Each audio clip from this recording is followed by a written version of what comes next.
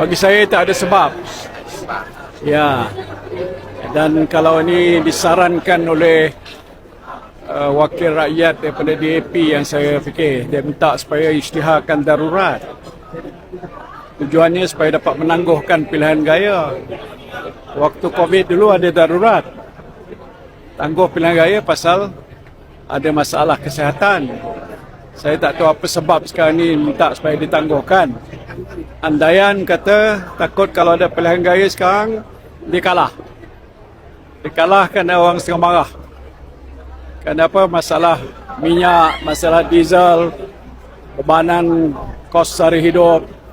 Bagi saya tidak ada sebab. Pasal kalau pihak kerajaan dah buat keputusan, dia kata time untuk pilihan gaya, kami dalam Ikatan Nasional Pembangkang bersedia at any time. Kita bersedia bila-bila masa. Sekarang pun kita sudah mula buat persiapan-persiapan baik di peringkat negeri ataupun di peringkat nasional.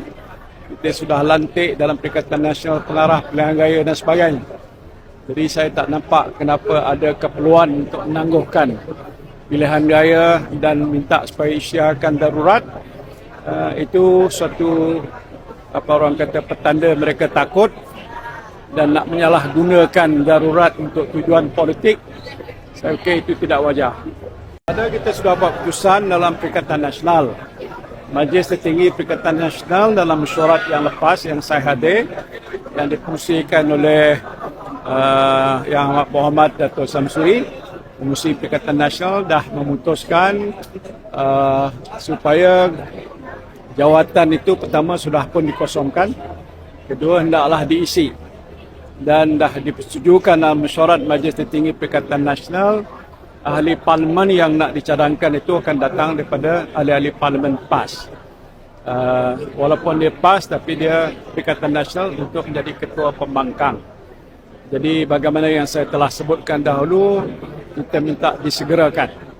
Jadi nak menunggu bila masa PAS sudah memilih dan nama itu kita akan terima dan dihantar ke speaker, maka jawatan itu akan dipenuhkan oleh Perikatan Nasional. Jadi Bersatu akan setuju dengan cadangan siapa? Tak ada masalah, bukan Bersatu saja. Itu dalam Perikatan Nasional. Itu anggota dalam Perikatan Nasional, semua bersetuju. Iaitu dia akan datang daripada PAS. Jadi kalau PAS calonkan A, nanti kita akan setuju A. Kalau B, B lah. Itu maksud saya lah. Adakah sesiapa dari PAS yang Bersatu favor untuk jadi ketua pembangkang? Tak ada. Kita serah pada PAS kerana itu dah diputuskan oleh Majlis Tertinggi Perikatan Nasional. Siapa yang dicalonkan, kita terima saja. Alright?